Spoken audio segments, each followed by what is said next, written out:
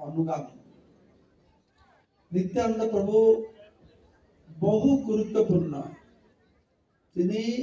अत्यंत गुरुत्वपूर्ण भूमिका ग्रहण करें आमार जे जीवन एसेछि जे लक्ष्य निये एसेछि सेई लक्ष्य पहुंचबार जन्य नित्यानंद प्रभु एक महान भूमिका ग्रहण करें। शुधु लक्ष्य तो पहुंचबार जन्य नाय এই भक्ति जीवन यात्रा शुरू करते हले नित्यानंद प्रभु कृपा दरकार। जे नित्यानंद प्रभु आदि गुरु भगवान कृष्णेर सख्यरस दास्यरस तीन तत्व समन्वित। तो नित्यानंद प्रभु संगे बला हच्छे जे आमरा राधा कृष्णेर उपासना करी कृष्ण प्रेम जन लाभ करी। আমরা গৌরাঙ্গ মহাপ্রভুর উপাসনা করি যিনি হচ্ছেন রাধা কৃষ্ণের মিলিত বিগ্রহ। কিন্তু বলা হচ্ছে গৌরাঙ্গকে পাবে কি করে? নিতাই ভজলে গৌর পাবে। নিত্যানন্দকে ত্যাগ করে কেউ গৌরাঙ্গ মহাপ্রভুকে পায় না। রঘুনাথ দাস গোস্বামী ছোটবেলায় 3 বার গিয়েছেন মহাপুরুষের সঙ্গে মিলিত হতে, মহাপুরুষের সঙ্গে তার চরণ কমল লাভ করবার জন্য 3 বার গিয়েছেন, কিন্তু হয় না। যখন পানিহাটে নিত্যানন্দ প্রভু কৃপা পেয়েছেন তখন সঙ্গে সঙ্গে তার সমস্ত প্রতিবন্ধকগুলি, তার বাবা মা কতবার চলে গেছেন, বেঁধে রেখেছেন, হেভি সিকিউরিটি দিয়ে গার্ড দিয়ে রেখেছেন, বেরোতে পারছে না। নিত্যানন্দ প্রভু তার চরণ কমল রেখেছেন যে নিতাই পদকমল কোটি চন্দ্র সুশীতল যে ছায় জগত জুড়ায়। তার চরণ কমল আশ্রয় যে লাভ করবে, নিত্যানন্দ প্রভু কৃপার লাভ যে করবে, সে অনায়াসে গৌরাঙ্গ মহাপ্রভু পাবে। নিতাই ভজলে গৌর পাবে। শুধু সেইটুকু নয়, আমরা রাধা কৃষ্ণকে পাবো কি করে? আর নিতাইয়ের করুণা হবে, ব্রজে রাধা কৃষ্ণ পাবে। আজকের দিনে এই দুটো কথা মনে রাখবেন।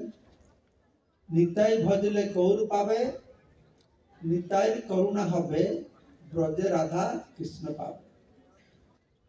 তো নিত্যানন্দ প্রভু সম্পর্কে 3 দিন ব্যাপী আমরা বিভিন্ন কথা পুঙ্খানুপুঙ্খ আলোচনা করলাম। যারা কলকাতার কিছু ভক্ত তারা উপস্থিত ছিলেন। তো আমি নবদ্বীপ লীলা সম্পূর্ণ করেছিলাম। তো এখন যেহেতু আপনারা বহু সংখ্যা উপস্থিত আছেন, যারা শোনেননি, আমি সংক্ষেপে শুধু টচ করে যাব, বিশদ বর্ণনা না করে। তো আপনারা অনেক জানেন যে নিত্যানন্দ প্রভু একচক্র গ্রাম প্রকট হয়েছেন, তার ধাম, যেখানকার নাম এখনই হচ্ছে বীরচন্দ্রপুর। নিত্যানন্দপুর ছেলের নাম অনুসারে গ্রামের নাম বীরচন্দ্রপুর। তো নিত্যানন্দ প্রভু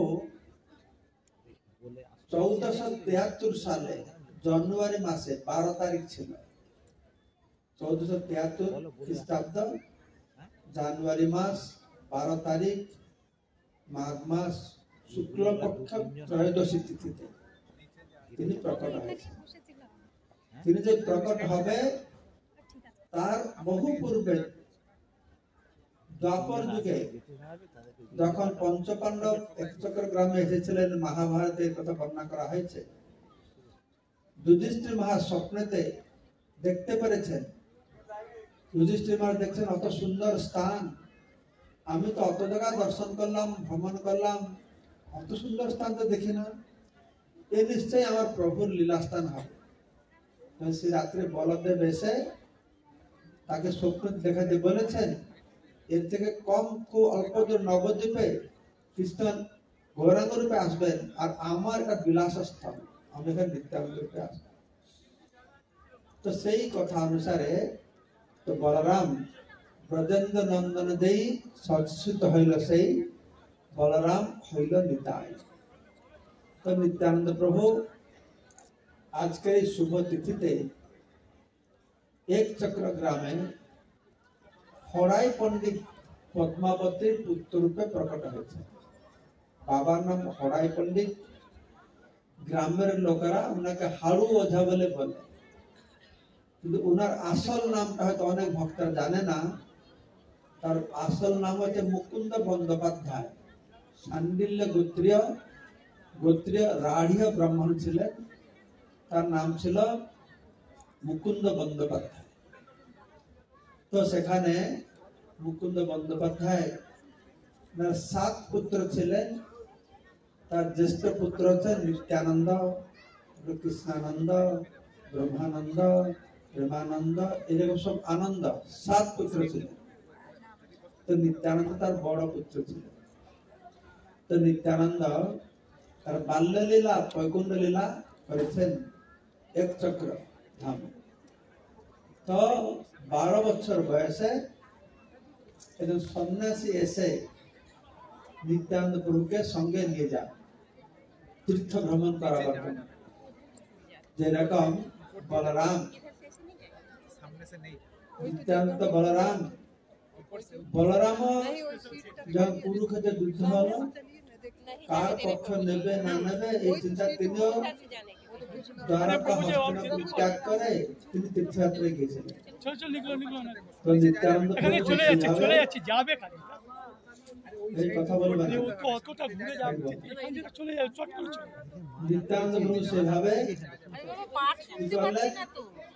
না তীর্থযাত্রা ভ্রমণ করে 12 বছর বয়স।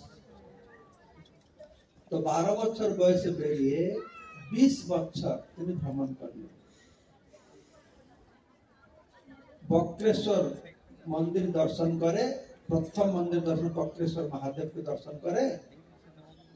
তারপরে ভারতের সর্বত্র উত্তরে বদ্রীনাথ, কেদারনাথ ইত্যাদি থেকে শুরু করে, পশ্চিমে দ্বারকা ধাম, দক্ষিণে রামেশ্বর, পূর্বে যত ধাম রয়েছে সব ধাম 20 বছর লাগলো। তো সব ধাম ভ্রমণ করে বৃন্দাবন এসেছেন। বৃন্দাবনে কিছুদিন অবস্থান করে আবার ভ্রমণ করেছেন।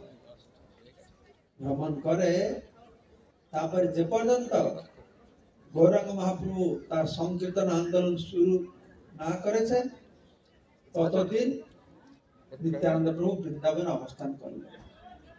গৌরাঙ্গ মহাপ্রভু গয়া থেকে ফিরে সংকীর্তন আন্দোলন শুরু করেছেন, তখন নিত্যানন্দ প্রভু বিচার করেছেন আমি এখনই যাব। নবদ্বীপে এসে নন্দন আচার্যের বাড়িতে অবস্থান করেছেন। আর মহাপ্রভু অন্তর্যামী বুঝতে পেরেছেন, মহাপুরুষ স্বপ্নতেও দেখেছেন যে মহাপুরুষ এসেছেন। তারপর সমস্ত ভক্তদেরকে নিয়ে নিত্যানন্দ প্রভুর সঙ্গে মহাপ্রভু মিলন হল, নিত্যানন্দ মহামিলন। প্রথমে 12 বছর এক চক্রে লীলা বিলাস করলেন, 20 বছর তীর্থ ভ্রমণ করলেন, 32 বছর হয়ে গেল। তারপরে এসে নবদ্বীপে অবস্থান করলেন। নবদ্বীপে অবস্থান করছেন। তো নবদ্বীপে প্রথমে মহাপ্রভু ওনাকে শ্রীবাস অঙ্গনে থাকতে দিলেন। শ্রীবাসের বাড়িতে শ্রীবাসের পত্নী মালিনী দেবী তার পুত্র প্রায় স্নেহ করে নিত্যানন্দ প্রভুকে তার ঘরে রাখলেন। তখন নিত্যানন্দ প্রভু বহু অদ্ভুত লীলা করেছেন। তো সেই লীলার মধ্যে মালিনী কিভাবে তার সে ঘি প্রদীপ কাক নিয়ে গেছিল ফিরিয়ে এনেছেন সে লীলা করেছেন। সচী মাতা 5টা ক্ষীর সন্দেশ দিয়েছিলেন, একটা খেয়ে 4টা ফেলে দিয়েছেন। আর সন্দেশ কোথায় পাবে? ঠাকুর ঘরে গিয়ে দেখা আছে। তো সচী মাতাকে দেখেছেন 4টে সন্দেশ যে ফেলে দিয়েছিল সেগুলো পড়ে আছে। আবার ফিরে এসে দেখছেন নিতে 4টে সন্দেশ খাচ্ছে। তো ওনার মাথা ঘুরে গেছে, কি ব্যাপার? তো এইভাবে নিত্যানন্দ প্রভু বহু অলৌকিক লীলা প্রদর্শন করেছেন। মহাপুরুষ সঙ্গে অদ্বৈতাচার্যের ঘরে যাওয়া, দাড়ি সন্ন্যাসীকে কৃপা করা থেকে শুরু করে বিভিন্ন লীলা বিলাস করেছেন। তারপরে যখন মহাপ্রভু সন্ন্যাস নিয়ে যাবেন, কেননা महाप्रभु तो एसेছেন জীবকে উদ্ধার করতে, কিন্তু নবদ্বীপবাসীরা महाप्रभुকে চিনতে পারে না, তার বিরোধ করেছে। মুসলমান শাসন ছিল, মুসলমান থেকে হিন্দুরা বেশি বিরোধ করেছে, হিন্দুদের থেকে ব্রাহ্মণরা আরো বেশি বিরোধ করেছে। তো महाप्रभु চিন্তা করছেন, হায় হায়, আমি তো আসলাম পতিতদেরকে উদ্ধার করতে, এরা তো আমার বিরোধ করছে, আমার নিন্দা করছে, আমাকে মারতে চেষ্টা করছে, তাহলে আমি উদ্ধার করব কি? আমি তো এদের নরকে যাওয়ার কারণ হয়ে যাব। তাহলে কি করতে হবে? महाप्रभु চিন্তা করলেন, তখনকার সময়ে সন্ন্যাসীদেরকে সম্মান করার যে সংস্কৃতিটা খুব সমাজে প্রচলিত ছিল। তো महाप्रभु চিন্তা করলেন যে আমি সন্ন্যাস নেব, তাহলে সন্ন্যাস বুদ্ধিতে অন্ততপক্ষে এরা আমাকে সম্মান করবে, নিন্দা বন্ধ করবে না, আমার কথা শুনবে। তো महाप्रभु সন্ন্যাস বা প্রস্তাব ঠিক করলেন। প্রথম সে বিষয়টি নিত্যানন্দ প্রভুকে महाप्रभु বললেন এই সন্ন্যাস নেবে। আর নবদ্বীপে নিত্যানন্দ প্রভু যে লীলা বিলাস করলেন, তার মধ্যে সর্বশ্রেষ্ঠ সর্ব উৎকৃষ্ট লীলা হচ্ছে কি জগাই মাধাই উদ্ধার। জগাই মাধাকে উদ্ধার করবে, হরিদাস ঠাকুরকে সঙ্গে নিয়ে ঘরে ঘরে যে महाप्रभु নির্দেশ দিলেন, শুনো শুনো নিত্যানন্দ, শুনো হরিদাস, সর্বত্র আমার আজ্ঞা করহ প্রকাশ, প্রতি ঘরে ঘরে গিয়া কর এই ভিক্ষা, বল কৃষ্ণ ভজ কৃষ্ণ, কর কৃষ্ণ শিক্ষা। তো এই জগাই মাধাই উদ্ধারের লীলার মাধ্যমে নিত্যানন্দ প্রভু জগৎবাসীদেরকে তার করুণার পূর্ণতাকে প্রকাশ করেছে। महाप्रभु ছাড়তে চায় না, জগাই মাধাই নিত্যানন্দ প্রভুকে প্রহার করেছেন, महाप्रभु ছাড়তে চায় না, সুদর্শন চক্রকে ডেকে নিয়ে এসেছেন। নিত্যানন্দ প্রভুকে महाप्रभुকে মনে করিয়ে দিতে হয়েছে, প্রভু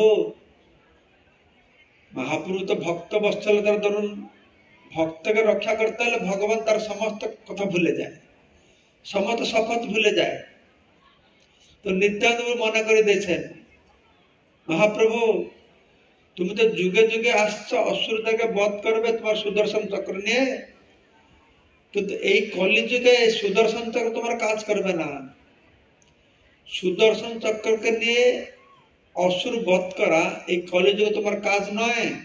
কেন না, অন্য সব যুগে কিছু অসুর থাকে, কিছু ভালো লোক থাকে, কিন্তু কলিযুগে সবাই অসুর, তাহলে সবাইকে মারতে হবে। কলিতে তোমার অস্ত্র সুদর্শন নয়, তোমার অস্ত্র হচ্ছে প্রেম, নাম আর প্রেম।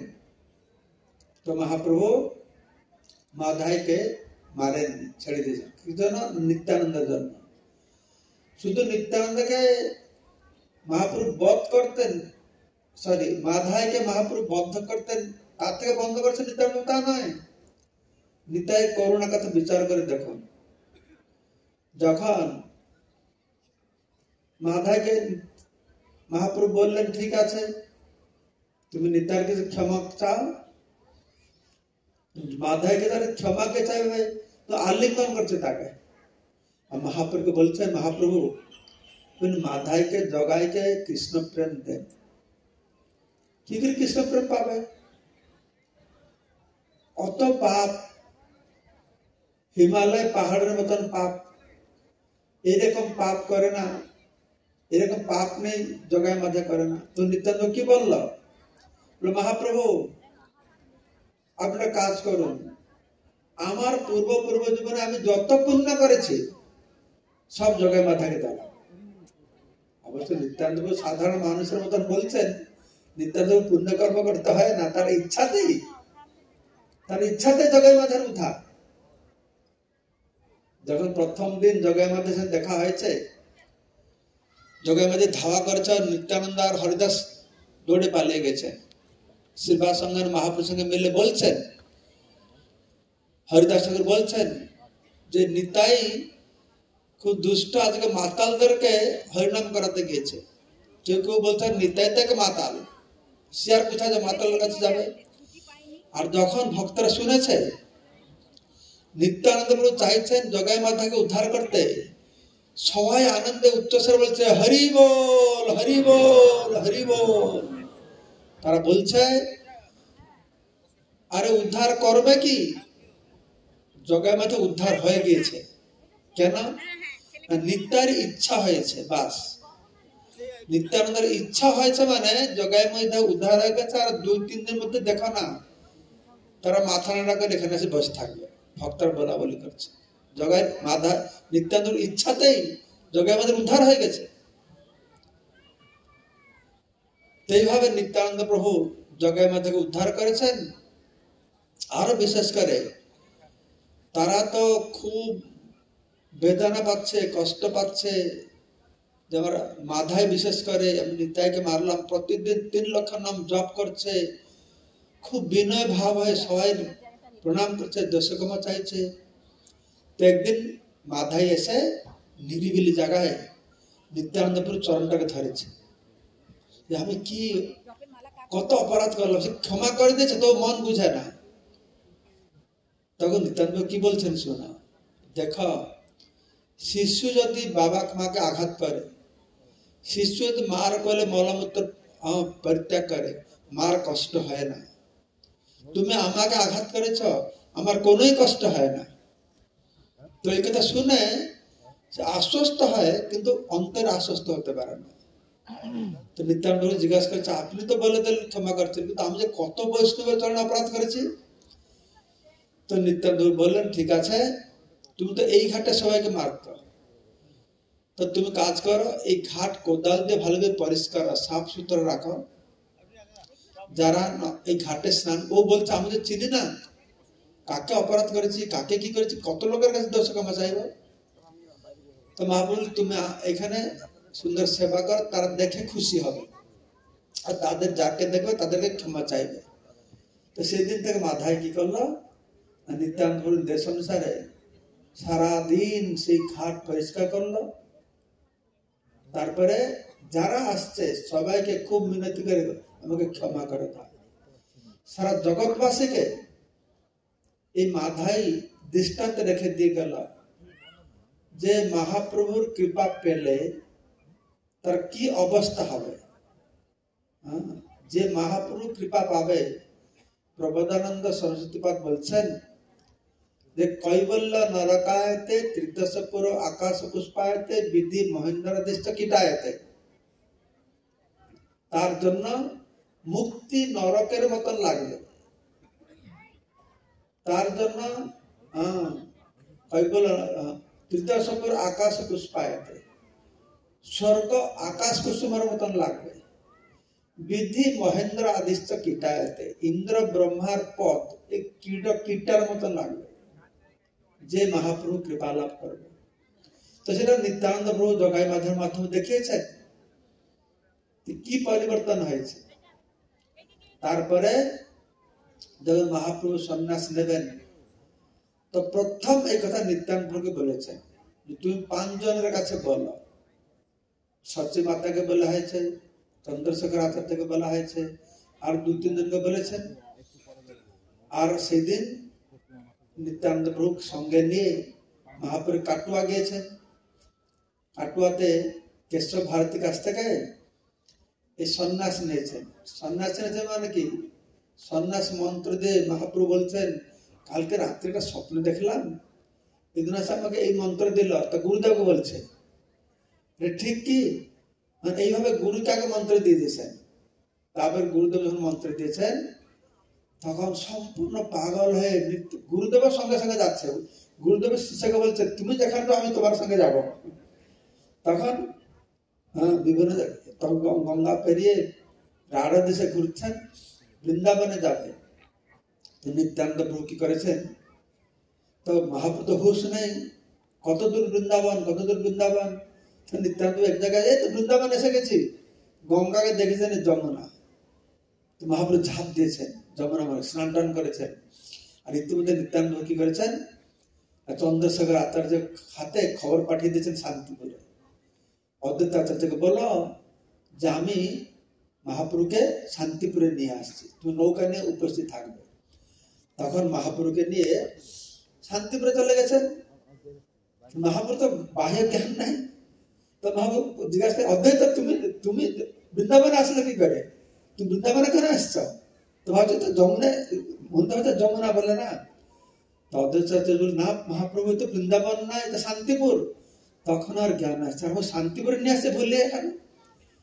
তখন নিত্যানন্দ প্রভু অদ্বৈতাচার্য খবর দিতেছেন মায়াপুরে, সে হাজার হাজার লোক সে গঙ্গা পেরিয়ে যাচ্ছে। সচ্চি মাতা গিয়েছেন, একজনকে বাদ দিয়ে সবাই গিয়েছেন, বিষ্ণুপ্রিয়া মাতা যাননি, আর সবাই গিয়েছেন। তো সচ্চি মাতা 10 দিন মহাপ্রভু অদ্বৈতের বাড়িতে অবস্থান করলেন। 10 দিন সচ্চি মাতা হাতে রান্না করে খাওয়ালেন।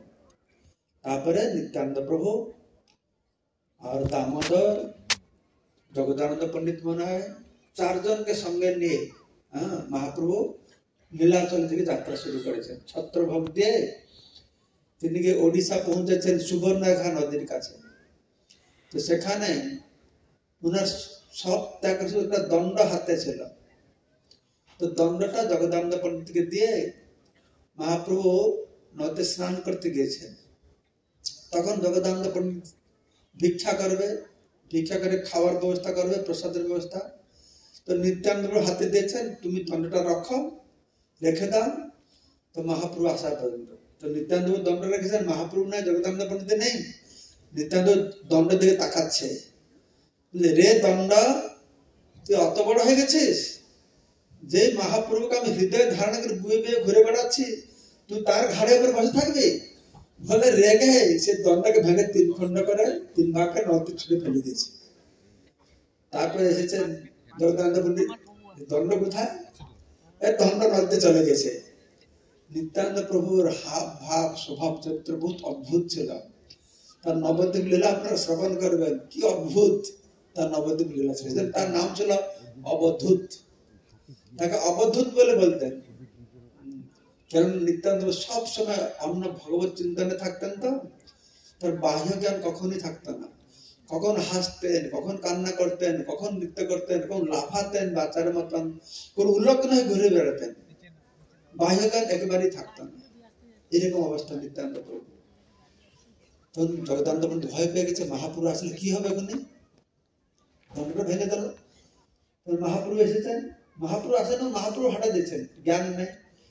কিছুদিন পরে মহাপ্রভু মনে করছে দণ্ড কোথায় আমার, শ্রীপাদ আমার দণ্ড কোথায়? কোন ওই বাঁশের দণ্ডটা, ওটা নদীতে ভেঙে ফেলে দিয়েছে। কি বাঁশের দণ্ড?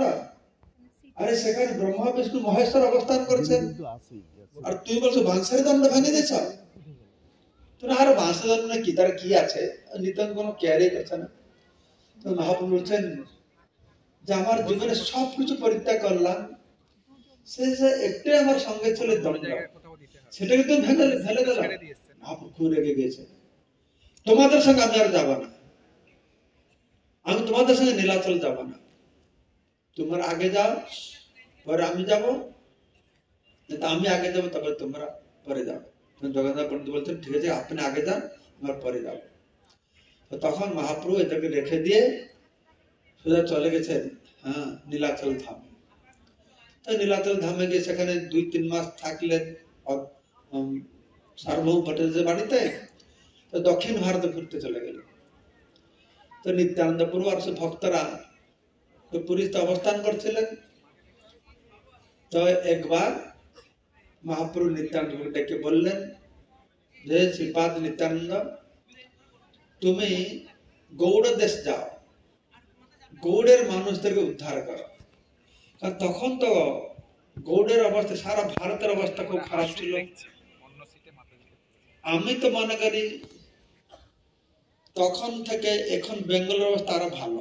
এখন বাংলার অবস্থা এখনই খারাপ মনে হয়, কেননা বিভিন্ন নাস্তিক সরকারের পরিচালনার ফলে আমরা যখন দক্ষিণ ভারতে যাই, উত্তর ভারতে যাই ট্রেনে করে, আমি আমার নিজের অনুভব কথা বলছি, তো খারাপ মনে করবে না যে বাংলার সম্পর্কে বলছি।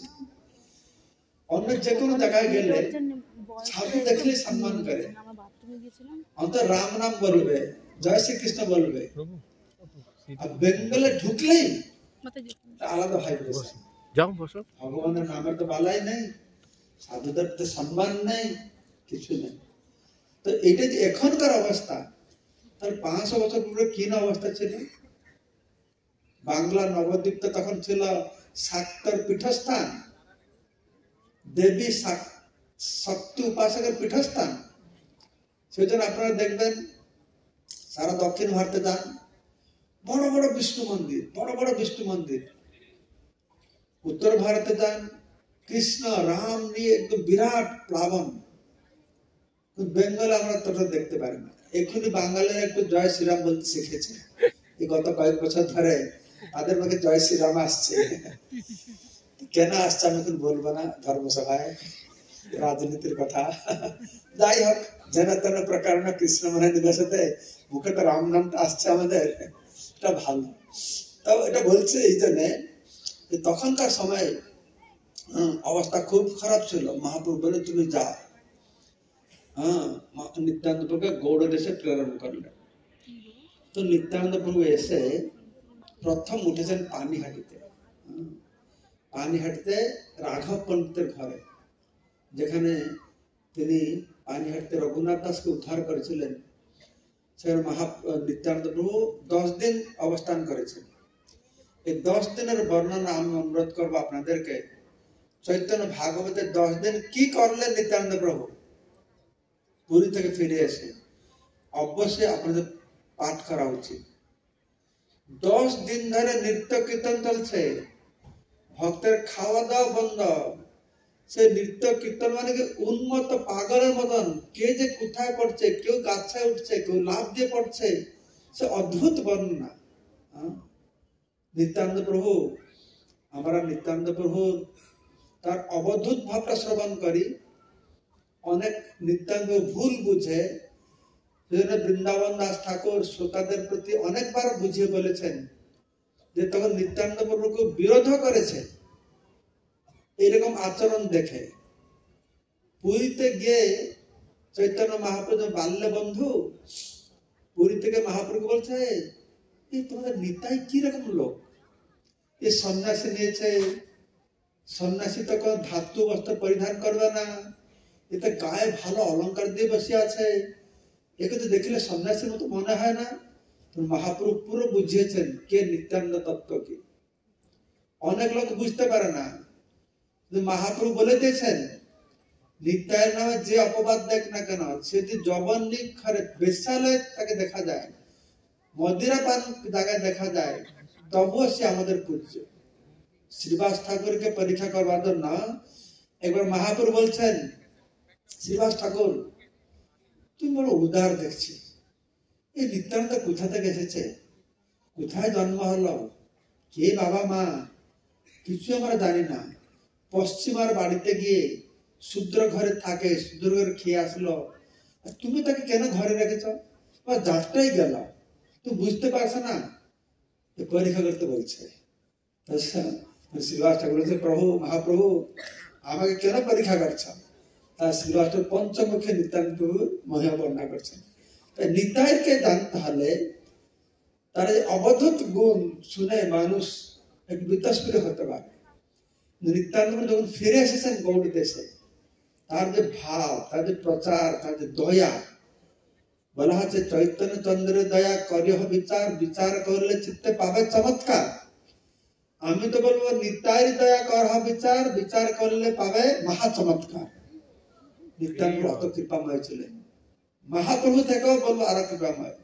মহাপ্রভু জগাই না থেকে মারতে গেল মাধাইকে, নিত্যানন্দ পুরো আটকিয়েছেন। বাংলার মতন জায়গায় তিনি প্রেমের প্লাবন এখানে সৃষ্টি করেছেন। তিনি এসে ওই রাঘব পণ্ডিত ঘরে 10 দিন অবস্থান করছেন। দাস গদাধর কাছে গিয়েছেন, সেখানে কয়েকদিন অবস্থান করেছেন। তারপর তিনি আদি সপ্তগ্রাম গিয়েছেন। আদি সপ্তগ্রামে সেখানে উদ্ধারণ দত্ত ছিলেন, সব বণিক সমাজ ছিল, স্বর্ণকার বণিক সমাজ। তো তাদেরকে সবাইকে উদ্ধার, সমস্ত বণিক সমাজ নিত্যানন্দ চরণ কমলে আশ্রয় নিয়েছেন। তাই শান্তিপুরে গিয়েছেন, অদ্বৈত দর্শন সাক্ষাৎ করেছেন, এসেছে নবদ্বীপে এসেছেন।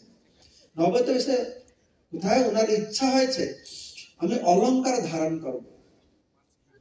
তো অলংকার ধারণ ইচ্ছা হতেই ভক্তরা প্রচুর পরিমাণে সোনা রূপা হিরে মানিক দিয়ে সারা শরীর ভরে দিয়েছে অলংকার দিয়ে। আর নিত্যানন্দ প্রভু সুন্দর কাপড় পরে, সে লম্বা লম্বা চুল, আমাদের তো টাকলু মাথা নাই, নিত্যানন্দ মহাপুরুষ দুজনের কি ছিল লম্বা চুল, দেখতে কি সুন্দর। তাদের সে বেশ পোশাকে দেখে অত মুগ্ধ হয়েছিল।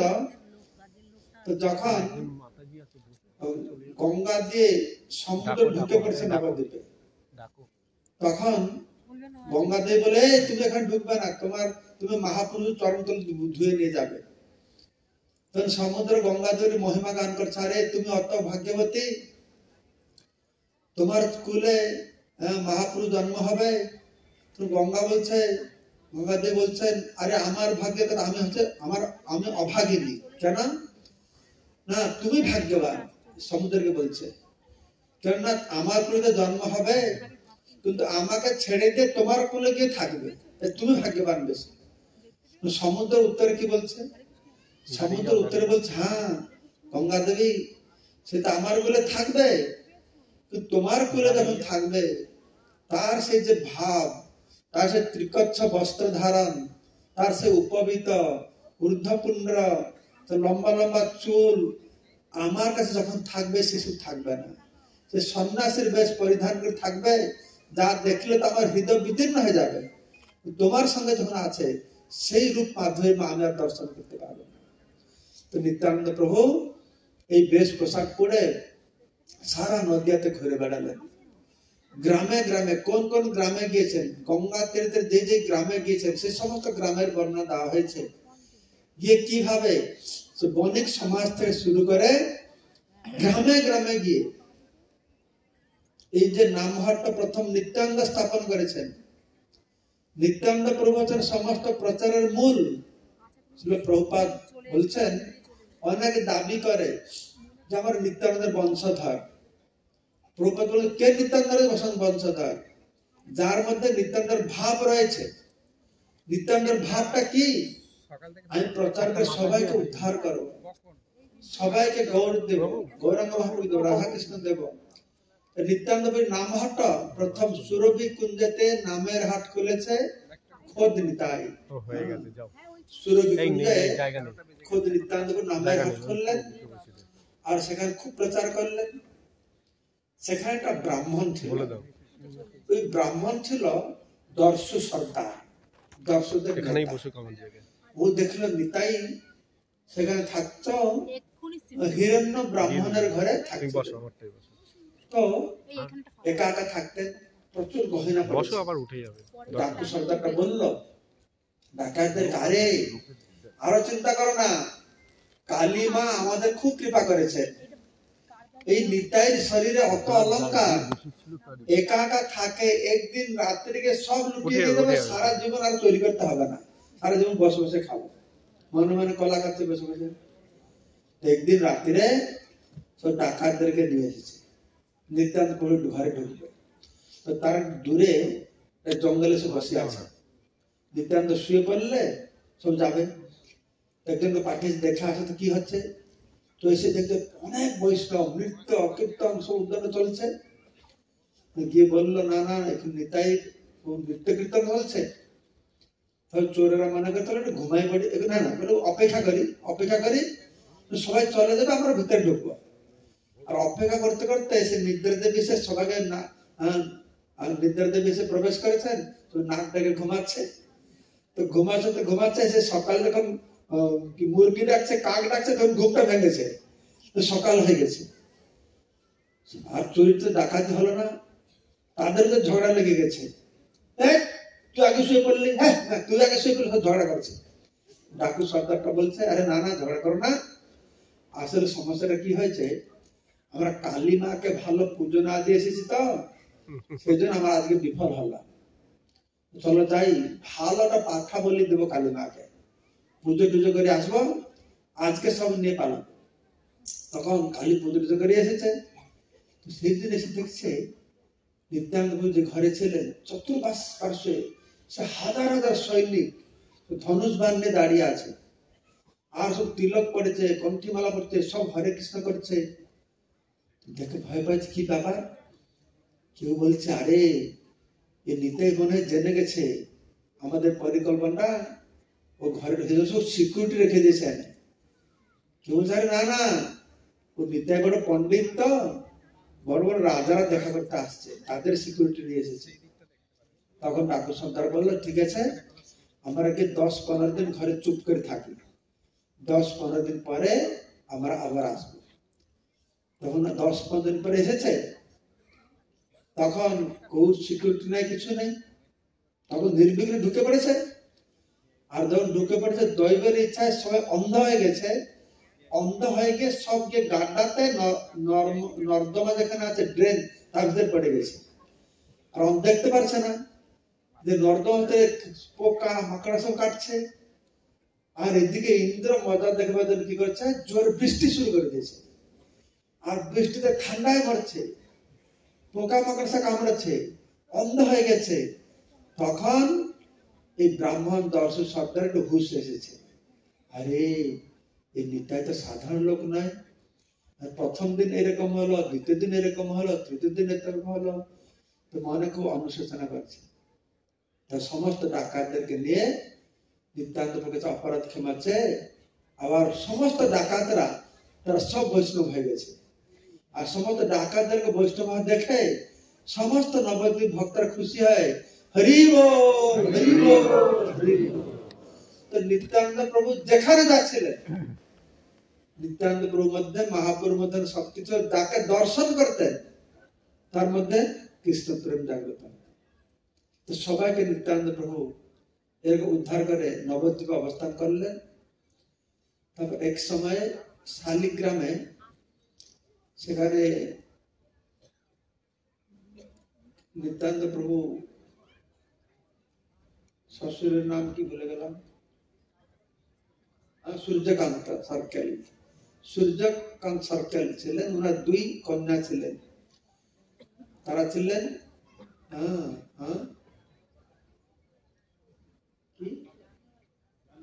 কি বলছো, সূর্যদাস সার্কেল 2 কন্যা ছিলেন, জাহ্নবী আর বসুধা। তোদের বিবাহের সময় হয়ে গেছিল।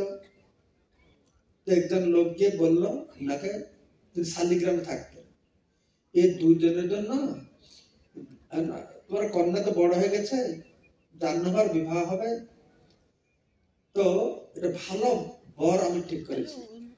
নিত্যানন্দ প্রভুর কথা বললেন, তোমাদের পছন্দ হয়। নিত্যানন্দ প্রভু গুণগান করলেন। তারপরে সে মধ্যস্থ যে হয়েছে, নবদ্বীপে শ্রীবাস ঠাকুরকে বললেন যে এরকম সূর্যদাস সার্কেল খুব ভালো, তার ভালো কন্যা রয়েছে, নিতাইয়ের সঙ্গে বিবাহ করতে চাইছে। তো নিত্যানন্দ প্রভুকে নিয়ে শ্রীবাস ঠাকুর এসেছেন। সেই পাশে আর বরগাছি বলে জায়গা আছে, কৃষ্ণচন্দ্র সেখানে থাকতেন, বড় ধনী লোক। তো সেখানে এসেছে, তো বিবাহ জন্য কথাবার্তা হয়ে গেল, কার সঙ্গে বিবাহ হবে, জাহ্নবী দেবীর সঙ্গে বিবাহ হবে। আমি কোনো বইতে পড়ি না, বইতে পড়েছি বা সেখানকার লোকেরা বললে জাহ্নবীর সঙ্গে বিবাহ ঠিক হয়ে গেছে, তো যৌতুক তো লাগবে, তো কি যৌতুক, ডাউরি কি দেবে? তো নিত্যানন্দ প্রভু বলছেন, আমার আর ডাউরিটার কিছু লাগবে না, জাহ্নবীকে বিবাহ করবো, তার ছোট্ট বোন বসুধাকে ডাউরি হিসেবে আমাকে দেন, এই 2টো আমার লাগবে। আর 2টো লাগবে তো না, নিত্যানন্দ প্রভু তো বলরাম, রেবতী বারুণীতে 2 জন আগে থেকে সে বসে আছে, তো নিত্যানন্দের চরণ সেবা করবার জন্য। তখন সব গিয়ে এই কৃষ্ণচন্দ্র বাড়িতে সব ব্যবহার গ্রহণ করেছেন, বিরাট উৎসব হয়েছে। সেখান থেকে শালিগ্রামে গিয়েছেন, শালিগ্রামে গিয়ে তো সেখানে বিবাহ হলো। তারপর মহাপ্রভু জাহ্নবী বসুধাকে নিয়ে প্রথমে এসেছেন সচ্চি মাতার সঙ্গে দেখা করতে। সচ্চি মাতার 2 পুত্রবধূকে খুব আনন্দ পেয়েছেন। তারপরে তিনি গিয়েছেন শান্তিপুরে, অদ্বৈতাদের সঙ্গে দেখা করেছেন। তারপরে জাহ্নবী বসুধাকে নিয়ে খড়দহতে তিনি অবস্থান করলেন। তো জাহ্নবী মাতা কোনো পুত্র সন্তান হয় না। বসুধা দেবীর 7 পুত্র হয়েছে, 7 পুত্র, আর 7 পুত্রই মারা গেছে। কিরকম মারা গেল? এই অভিরাম ঠাকুর প্রণাম করেছেন। আমি সেদিন উত্তম অভিরাম ঠাকুরের কথা বলেছিলাম। শ্রীদাম দ্বাপর যুগ থেকে শুয়েছিল সে গোবর্ধন গুম্ফার মধ্যে। তারপর নিত্যানন্দ প্রভু গিয়ে তাকে ডেকে নিয়ে এসেছেন মহাপুরুষ সংকীর্তন যজ্ঞে যোগদান করবার জন্য। অনেক লম্বা ছিল শ্রীদাম। নিত্যানন্দ প্রভু তার ঘাড়ে একটা লঙ্গলতে চেপে সাইজ করে দিয়েছেন। সেই শ্রীদাম, তার নাম হল অভিরাম ঠাকুর। খুব প্রভাবশালী ছিলেন। যেখানে যে কেউ প্রভাবশালী ব্যক্তি দেখবে সে তাকে গিয়ে প্রণাম করবে। তার থেকে যদি প্রভাব না থাকে সঙ্গে সঙ্গে মারা যাবে। পুরী গিয়েছেন, গোপাল গুরু ছিল। গোপাল গুরুর মহিমা খুব প্রভাব প্রচার হয়ে গেছে। ও গোপাল গুরু অত বড়, আমি যাচ্ছি দেখো কত বড়, প্রণাম করতে যাচ্ছে। ভক্তরা ভয়তে লুকিয়ে রেখেছে। বিষ্ণুপুর বিভিন্ন জায়গায় তিনি প্রণাম করে শালিগ্রাম শিলা ফেটে যেত। বিগ্রহকে প্রণাম করেছেন, বিগ্রহ ভেঙে গিয়েছে। এ তো প্রভাব। তো 7 পুত্রকে প্রণাম করেছেন, সব মারা গেছে। বীরচন্দ্রকে প্রণাম করতে এসেছেন, বীরচন্দ্র মরেন না। বীরচন্দ্র বিষ্ণু অংশে তিনি জন্ম লাভ করেছেন। তো বীরচন্দ্র, বসুধার পুত্র বীরচন্দ্র আর গঙ্গা দেবী, গঙ্গা মাতা রূপে প্রকট হলেন। তো বসুধা এক পুত্র এক কন্যা।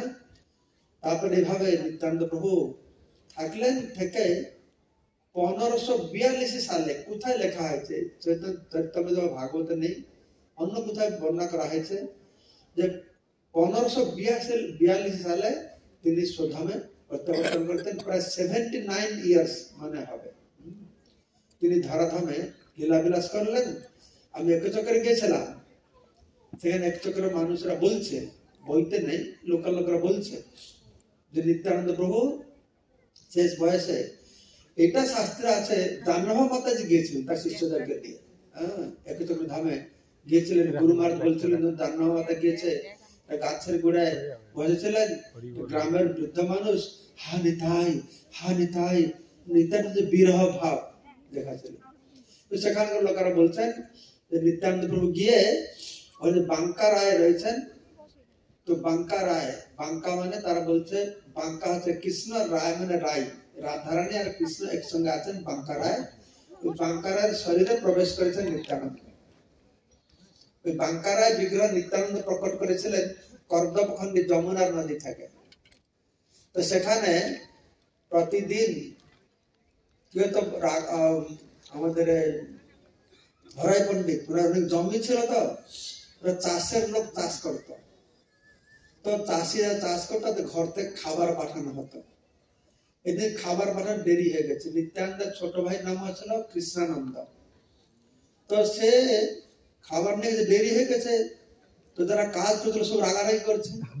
তো কৃষ্ণানন্দ বলছে ঠিক তোমরা সব খাও, আমি কিছুটা সময় কি করবো, এই ধানের আগাছা গুলো তুলছিল, তারা তুলে মাটিতে গেড়ে দিচ্ছিল। তো কৃষ্ণানন্দ সেটা কাজ করলো, অনেক হাত তার হয়ে গেল। সাথে সাথে সারা পুরো জমিটায় কয়েক মিনিটের মধ্যে করে সে হাঁটু দিয়ে যে গেড়ে দাঁড়িয়ে ঘাস গোছাচ্ছিল, সে ভিতরে ঢুকে পড়লো। তার নাম হাঁটু গোড়া। আর একটা কারণ আছে, এই একটা কারণ তারা লোকাল বলে। ঢুকে পড়লো, কৃষ্ণানন্দ কোথায় সব কান্নাকাটি করলো। সে বললাম যে আমি আর আমাকে তোমরা দেখবে না, আমি যমুনা থেকে আবার প্রকট হব। তো পরবর্তী সময়ে সে যমুনা থেকে সে প্রকট হয়েছেন এই বাঙ্কা রায় কর্দমখণ্ড, কর্দমের কাদা থেকে বিগ্রহ প্রকট হলো। তো সেই বাঙ্কা রায় পূজা সেবা হচ্ছিল। তো স্বপ্নেতে পূজারীকে বলেছেন, পাশে একটা গ্রাম আছে, শ্রীমৎ গৌরাঙ্গ প্রেম মহারাজ বলেছিলেন, নামটা ভুলে গেলাম। ওই গ্রামে রাধারানী আছে, লোকেরা জানে না ও রাধারানী বলে, লক্ষ্মী বলে পূজা করছে, তুমি নিয়ে এসে আমার কাছে রাখো। তো নিয়ে এসে বাঙ্কারের পাশে রাখা হলো। আর সেখানকার লোক তারা বিশ্বাস করতে নিত্যানন্দ বয়স করেছেন, জাহ্নবা মাতাজিকে পাশে রাখা হলো। তো একদিকে রাধারানী, একদিকে জাহ্নবা, মাঝে বাঙ্কা রায় রয়েছেন। তো এইভাবে নিত্যানন্দ প্রভু এই ধামকে এখান থেকে সুধামে চলে গেছেন। তো নিত্যানন্দ চলে গেছেন, তো তার ভবিষ্যৎবাণী রেখে দিয়ে গেছেন, एक अद्भुत मंदिर हईबे प्रकाश गौरांगर नित्य सेवा हईबे विकास এটা নিত্যানন্দ প্রভুর কথা আজকে মায়াপুরে যে বিরাট মন্দির প্রকাশিত হচ্ছে এটা আমাদের পরিকল্পনা নয় এটা প্রভুপাদের পরিকল্পনা নিত্যানন্দ প্রভুর বাসনাকে চরিতার্থ করবার জন্য নিত্যানন্দ প্রভু বলেছেন এক অদ্ভুত মন্দির হইবে প্রকাশ গৌরাঙ্গের নিত্য সেবা হইবে বিকাশ আজকে সে বড় মন্দির প্রকাশিত হচ্ছে আজ সারা বিশ্বের মানুষ নিত্যানন্দের কৃপা এই লাভ করে এক বিরাট প্লাবন সৃষ্টি হয়েছে তো এইভাবে আমি সংক্ষেপে আপনাদেরকে নিত্যানন্দ প্রভুর যে 79 ইয়ার্স 79 সাল লীলা বিলাস করলেন 12 বছর তিনি অবস্থান করলেন একচক্র ধামে 20 বছর ভ্রমণ করলেন তারপরে কয়েক বছর খোঁজে বাহির করতে নবদ্বীপ অবস্থান করলেন তার পুরীতে গিয়ে আবার এসে নবদ্বীপে থাকলেন তো হচ্ছে নিত্যানন্দ প্রভুর লীলা চরিত্র আপনারা শ্রবণ করলেন আর যেটা এখনই আমার ফিনিশিং কথাটা আমি বলবো এখনই সেটা হচ্ছে গীতা 7 লক্ষ গীতার লেখন মহাযজ্ঞ 7 লক্ষ গীতার লেখন মহাযজ্ঞ এই পরিকল্পনাটা কি যে আপনারা যারা এখানে আছেন কারা কারা গীতা পাঠ করেছেন হাত তোলো কারা গীতা পাঠ করেছে সবাই যারা গীতা পাঠ করতে হাত তোলো উঁচু করে দেখতে পারো সবাই প্রায় করেছে আচ্ছা কারা গীতা পড়েছ আবার একটু কষ্ট করে হাত তোলো কোনো অসুবিধা নেই এক্সারসাইজ হবে ঠিক আছে খুব সবাই করেছে আচ্ছা যারা গীতা শুনেছ হাত তোলো গীতা শুনেছ সবাই ওদিকটাতে দেখাই যায় না আচ্ছা যারা গীতা লিখেছ হাত তোলো তো কয়েকটা আমাদের লিখেছে হ্যাঁ অনেক বাকি আছে গীতার লেখাটা আমরা শুনেছি আমরা পড়েছি আমরা দেখেছি কিন্তু লেখি না কিন্তু যত শুনলে কি হবে যত পড়লে কি হবে না লেখলে হবে না কেন না লেখলে হবে না আপনারা সবাই স্কুলে গেছেন পড়াশোনা করেছেন আপনারা সবাই এটা মানবেন আমরা যখন ক্লাসে শুনি তখন লেখি ওটাকে ভালো উপলব্ধি হয় সেজন্য এই কলি যুগের মানুষের জন্য পূর্বে লেখালেখি বিজনেস ছিল না ছিল ব্যাসদেব এই লেখা শুরু করেছেন সেজন্য আমরা উদ্বোধন করেছি গুরু মহারাজের হাত দিয়ে এই রাধাষ্টমীতে 7 লক্ষ মানে 1 কোটি মানুষকে দিয়ে স্বহস্তলিখিত গীতা ভগবত গীতা ঘরে ঘরে গীতা আছে গীতা প্রেসে ছাপানো গীতা প্রেস আমাদের জন্য ছাপাবে কেন আমাদের হাত নিয়ে লেখার জন্য আমার নিজে হাতে লিখবো নিজে ভগবানের স্পর্শ পাবো সেজন্য আমাদের 7 লক্ষ গীতা লেখন মহাযজ্ঞ শুরু হয়েছে আমাদের গীতা একাডেমি পক্ষ থেকে এই প্রোগ্রামটা আমরা শুরু করেছি যেন সারা বিশ্বের মানুষকে গীতা লেখাবো এই সম্পর্কে আমি holy Gita for daily reading প্রতিদিন পাঠ করবার জন্য একটা গীতা শ্লোক অনুবাদ বই থাকবে আর ডায়েরি মতন থাকবে খালি বই প্রতিদিন একটা দুটো শ্লোক লিখবে দুটো শ্লোক লিখলে 1 বছর কমপ্লিট হয়ে যাবে তার টিওভিপিতে ভগবান এসে যাবেন তার চরণ কমলে দিয়ে আপনি সেই মহাপ্রসাদ ঘরে নিয়ে অমূল্য সম্পদ জীবনে বহু সম্পদ জোগাড় করেছেন কিন্তু স্বহস্তলিখিত ভগবত গীতা বাড়িতে থাকবে এর মতন সম্পদ আর থাকবে না কেন আপনি অনেক টাকা পয়সা কমিয়েছেন অনেক বাড়ি করেছেন ব্যাংক ব্যালেন্স করেছেন আপনাদের ছেলে নাতিপুতি যে কিভাবে উড়াবে তার কোনো হদিস পাবে না সব উড়িয়ে দেবে কিন্তু এটাকে উড়াবেন কেউ উড়াবে না ঘরে পড়েই থাকবে 5 পুরুষ 10 পুরুষ বাড়িতে পড়েই থাকবে নাতির নাতি দেখবে আমার দাদুর হাতে লেখা তো সেই জন্য এই একটা মহাযজ্ঞ 1 কোটি মানুষকে গীতা লেখা সারা বিশ্ব জুড়ে এটা চলবে তো এই জন্য বহু অর্থ ব্যয় করা হচ্ছে আমরা ডোনেশন তুলছি কিন্তু আমরা চাই প্রতিটি মানুষ এই সুযোগ পায় তো রেজিস্ট্রেশন ফি মাত্র 333 টাকা রাখা হয়েছে এই 3টে বই পাবেন আপনাদের পুজো দেওয়া হবে একটা ফর্ম ফিল আপ করবেন ঠিকানা হোয়াটসঅ্যাপ নম্বর দেবেন গোত্র লিখবেন। আর যখন এটা লেখা পূর্ণ হয়ে যায় মায়াপুরে আসবেন, জননিবাসপুর গুরু মহারাজ সিগনেচার থাকবে, তো সেটা নিয়ে অমূল্য সম্পদ আপনার ঘরে রাখবেন। আরেকটা বইটা হবে হরিনাম লেখানো বই। এটা প্রকল্প আছে 1 কোটি মানুষ তাদের হাতের লেখা হরিনাম মায়াপুরে আমরা রাখবো। টিওভিপি ক্যাম্পাসের মধ্যে এক জায়গায় 1 কোটি মানুষের হাতের লেখা হরিনামটা স্তূপাকার করে রাখা হবে। আগামী 10,000 বছর ধরে এই যে মহাপ্রভু আন্দোলন চলবে, যত কোটি কোটি মানুষ আসবে তারা দেখবে যে ভগবান শ্রীকৃষ্ণের 5250তম আবির্ভাব এই বছর, তার উপলক্ষে 1 কোটি মানুষ হাতে লেখে হরিনাম দিয়েছে। চিন্তা করুন, আপনি ওই 1 কোটি মানুষের মধ্যে একজন, আপনার হাতের লেখা মহাপ্রভু ধামে টিওভিপি ক্যাম্পাসের মধ্যে রাখা হবে।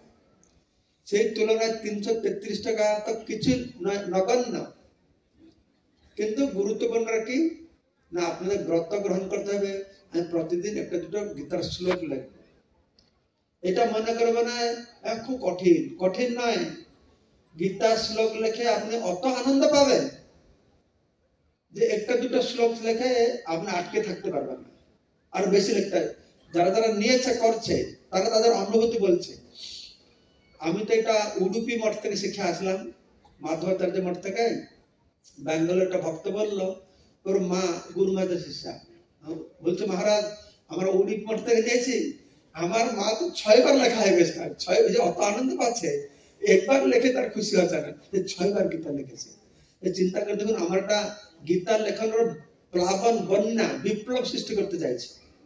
মানুষ গীতা শিখুক, গীতা পড়ুক, গীতা বুঝুক, গীতার সংস্পর্শে আসুক। তো সেজন্য আমরা আশা করি আজকে যারা এখানে 3-4 হাজার ভক্ত এসেছেন, তাদের মধ্যে যারা হয়ে গেছে, যারা না হয়েছে, আজকে শুভ তিথি নিত্যানন্দ প্রভুর কৃপা নিয়ে আজকে থেকে শুরু করবেন। যে আজকে থেকে শুরু করবে গীতা লেখানো, তার পিছনে নিত্যানন্দ বিশেষ শক্তি বা আশীর্বাদ থাকবে। তো এই আমার বক্তব্যের পরে আর বহু অনুষ্ঠান এখানে হবে, কিন্তু আমি একটা অনুষ্ঠান নিয়ে পড়ে থাকবো, এই কোনায় বসে থাকবো, ঠিক আছে? আমাদের ভক্তরা আপনাদের কাছে যাবে, ফর্ম নিয়ে ফর্ম ফিল আপ করবেন। তো মাঝে মাঝে বিশৃঙ্খলা না করে আপনারা সেখানে আসবেন, সংগ্রহ করবেন। শুধু বেশি সময় না থাকলে হোয়াটসঅ্যাপ নম্বর নামটা দিয়ে বইটা নিতে পারবেন, ক্যাশ দিতে পারবেন, ক্যাশ না দিলে QR কোড দিয়ে পেমেন্ট করতে পারবেন। তা না হলে বই নিয়ে আপনি পরেও আপনাদের গীতা কোর্সের সব ভক্ত পরেও এটা দিতে পারবেন। তো এইভাবে আমার বিশেষ অনুরোধ, আমি ভগবান শ্রীকৃষ্ণের 5225তম শুভ আবির্ভাব তিথির উদ্দেশ্যে এই মহান সংকল্প যে করা হয়েছে, তা আপনারা সবাই সহযোগিতা করুন। আমার দৃঢ় বিশ্বাস সবাই আপনারা লিখবেন, তাতে তো 1 কোটি মানুষ না হতে পারে। তাই আপনারা কি করবেন, এই লেখে যে আপনি আনন্দ পাচ্ছেন, আরো 5টা মানুষকে বলবেন। তারা ইসকনের ভক্ত না হলেও হিন্দু মাত্রে কালী হোক, শিব ভক্ত হোক, কালী ভক্ত হোক, গণেশ ভক্ত হোক, সবাই গীতাকে মানে। তা আপনি বুঝিয়ে রেজিস্ট্রেশন করে এই গীতাটা ঢুকিয়ে দেবেন। চিন্তা করে দেখুন, যদি কোনো বাহিরের মানুষ 1 বছর অত নিষ্ঠা যে প্রতিদিন 2টো করে শ্লোক লিখবে, গীতার লেখা যেদিন শেষ হবে সে ইসকনে ঢুকে ভক্ত না হয়ে থাকতেই পারবে না, ঠিক না? ঠিক না? তো হরিবলকে বলছি না, তো যারা যারা হরিবল বললো তারা এখন এনরোল করবে, আর আরো 5 জনকে করাবে, ঠিক আছে? নিতাই গৌরের সামনে হরিবল বলেছ, ঠকাতে পারবে না। সবার কাছে এই বিশেষ অনুরোধ আমি চাই, এটা একটা বিরাট সংকল্প আমি দেখে যেতে চাই যে কিভাবে 1 কোটি মানুষ। এই জন্য আমি সারা ভারত ভ্রমণ শুরু করব, গুরু মহারাজের ব্যাস পূজার পরে। তারপরে সারা পৃথিবী ভ্রমণ করব, সর্বত্র মানুষকে দিয়ে এই গীতার লেখার বন্যা প্লাবন শুরু হবে। তো সবাইকে অশেষ ধন্যবাদ। মন জগতে নিতাইয়ের কথা শ্রবণ করলেন। যেহেতু এটা আমাদের গীতা একাডেমির পক্ষ থেকে করা হচ্ছে, আপনাদের একটা বিশেষ দায়িত্ব রয়েছে, এটা কিভাবে ভালো প্রসার করা যেতে পারে। তো সবাইকে অশেষ ধন্যবাদ, আন্তরিক কৃতজ্ঞতা জানিয়ে আমি আমার বক্তব্য এখানে সমাপ্ত করছি। নিতাই গৌর সদানাথ প্রেমানন্দে, হরি হরি বল।